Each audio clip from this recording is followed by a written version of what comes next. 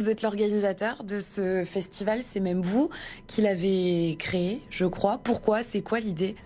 Écoutez, c'était tout simplement pour permettre aux personnes en situation de handicap de découvrir la culture autrement, c'est-à-dire sortir de chez elles, sortir de l'isolement, parce que vous savez, les personnes en situation de handicap, quel que soit le handicap malvoyant, sourd, malentendant, autiste ou les personnes en trouble 10, ont souvent la difficulté pour pouvoir accéder, quel que soit peut-être à un livre, à un film ou à un spectacle vivant. Donc nous avons décidé de proposer une action qui était à la fois de sensibilisation, parce que c'est du synonyme de sensibilisation au handicap, mais c'est aussi permettre une accessibilité culturelle pour tous, pour que les personnes handicapées et les personnes valides puissent la partager ensemble.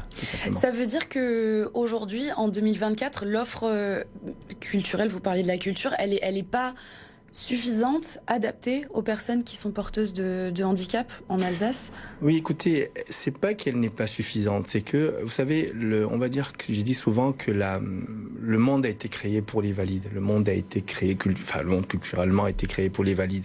Et donc, l'adapter, comme il n'y a pas d'exemple ailleurs, il faut créer, il faut inventer, il faut expérimenter. Et donc, il y a les structures comme les nôtres et l'association Vue d'ensemble qui proposent d'adapter des projets, mais aussi il y a des collectivités ou des espaces culturels qui créent. Mais souvent, le problème, c'est que quand les personnes valides créent pour les personnes handicapées, c'est compliqué.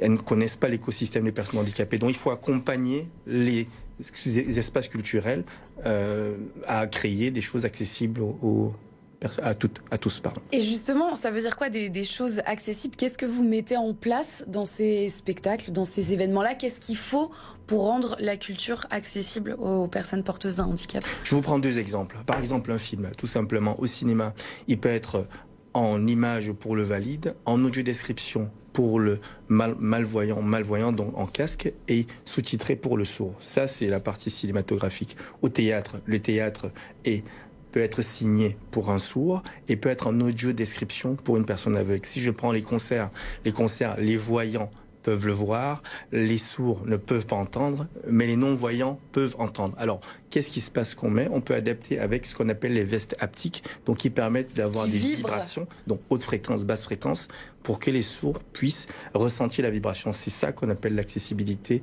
à la culture. Et donc, c'est ce que vous allez proposer. Peut-être que vous pouvez nous citer quelques-uns des événements de ce festival Entendez voir qui commence à partir pour nous, d'aujourd'hui. le plus gros temps fort cette année, c'est le partenariat avec le Planétarium des Jardins des Sciences de Strasbourg, où nous avons travaillé, notamment avec mon collaborateur Benjamin Kling, sur l'audio-description d'un spectacle du Planétarium qui n'était pas encore fait jusque-là. Donc, il sera audio décrit, sous-titré. Il y aura une visite guidée tactile pour les personnes malvoyantes, non-voyantes, et surtout il y aura aussi des interprètes en LSF pour les sourds. Donc ça, c'est l'un des grands temps forts.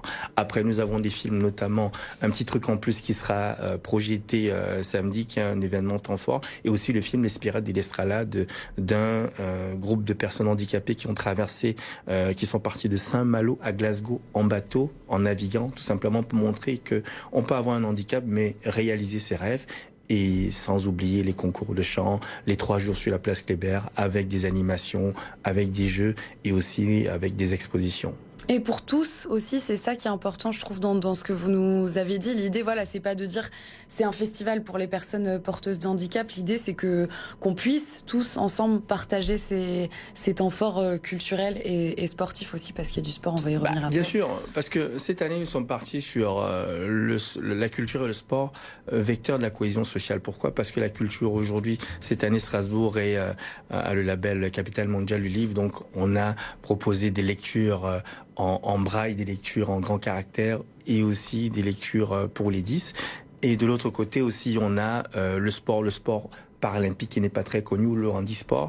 Et donc, les personnes valides qui participent au festival, elles sont là pour participer déjà, mais aussi pour nous, c'est des synonymes de sensibilisation au handicap. C'est ce que je disais tout à l'heure.